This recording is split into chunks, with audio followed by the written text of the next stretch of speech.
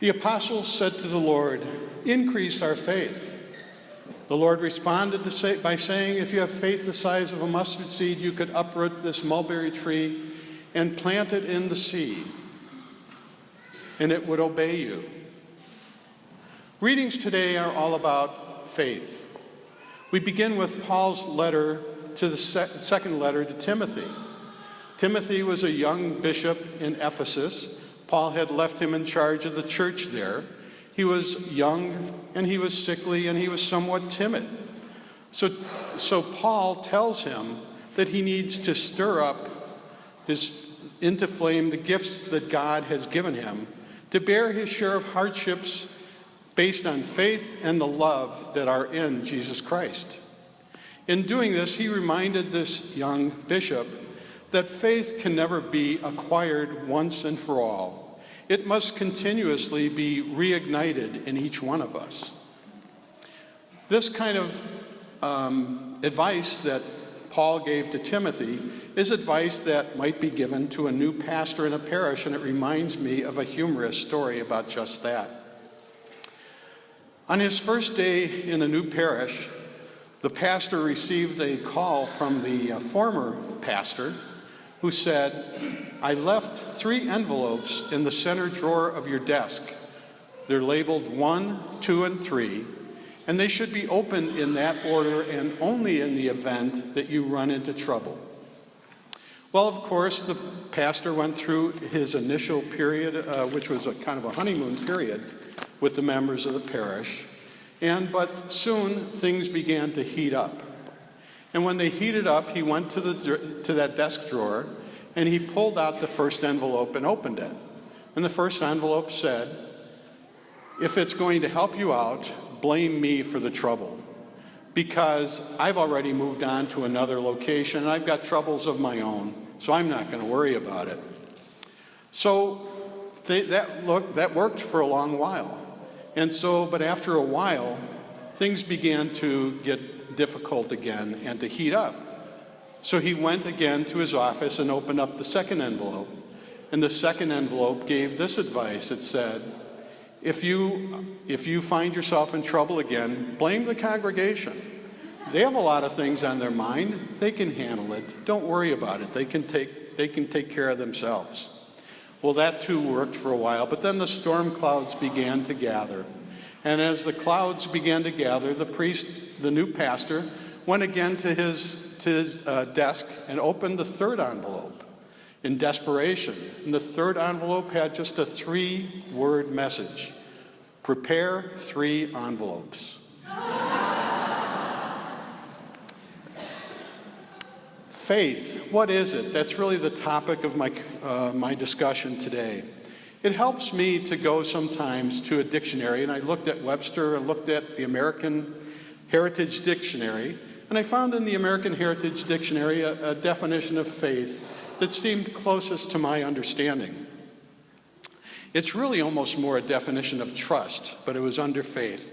It says that it is a confident belief in the truth, value, and trustworthiness of a person, an idea, or a thing that doesn't rest on logical proof or material evidence. Doesn't that sound like our faith?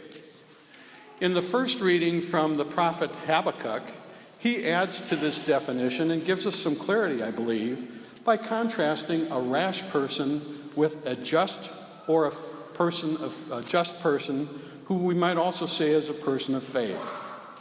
The rash person judges things only on the basis of the immediate present.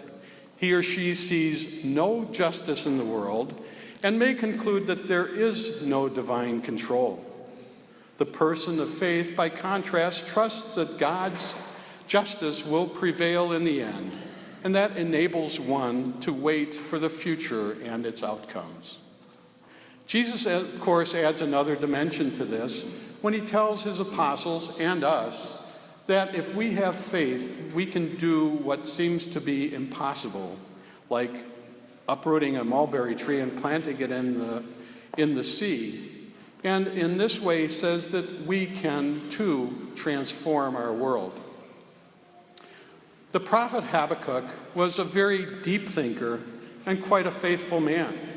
I think he can be very real to us and that we can relate to him because he knew what it is to experience the temptation to faithlessness.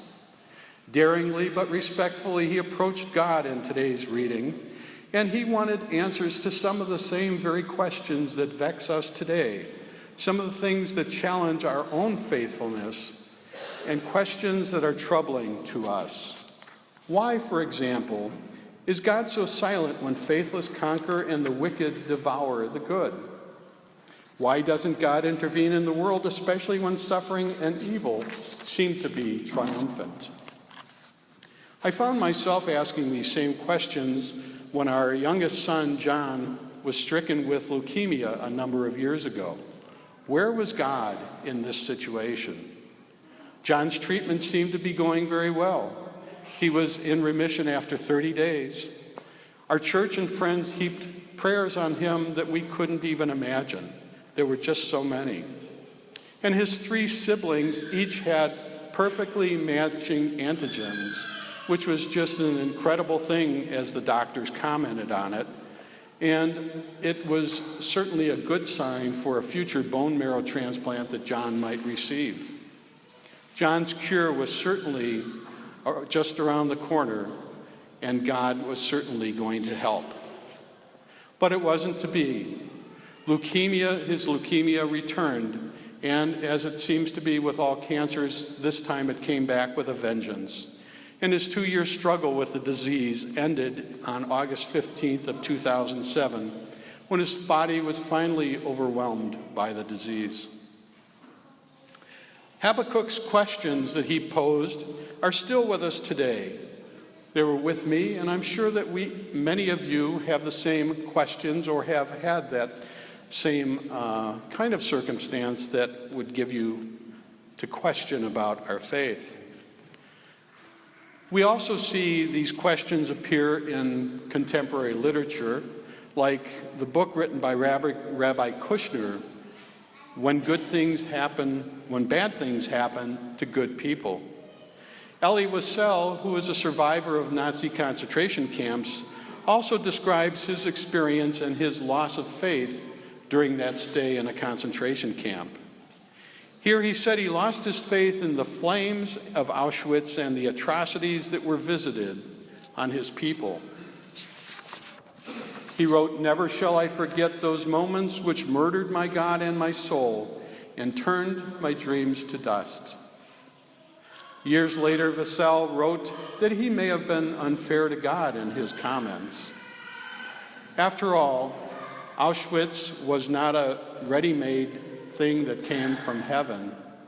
It was conceived by men, implemented by men, and staffed by men. And their aim was to destroy not only us, but you, that is God, as well. Ought we not to think of God's suffering in this case, watching his children suffer at the hands of his other children? The experience of the Holocaust has led many theologians to see God as being with us in our evolving world, and not merely reigning over us as an all-powerful being whom we doubt in circumstances such as this and the horrors that might be faced in the world. As Christians, we see Jesus as God among us, who comes among us and walks with us and struggles with us. Not only that, Jesus did not exempt himself from humiliation and even death on a cross. He struggles through conflict and pain to new life, to the resurrection, giving us a model for our own lives. Concluding, in the face of violence, God told Habakkuk, the vision still has its time, presses on to fulfillment, and will not disappoint. Jesus tells his apostles if they have faith, they can do the seemingly impossible. He tells not only his apostles, but that is a message for us as well. And Paul reminds us that the Lord has not given us a spirit of cowardice, but of power, love, and self-control. In other words, we needn't look at the world and all of its evils and wonder how are we ever going to overcome them. We can look instead through the eyes of faith, with a renewed conviction that they have already been overcome by Jesus. I leave you people of faith with one final bit of wisdom. All will be good in the end. If it is not all good, then it is not yet the end.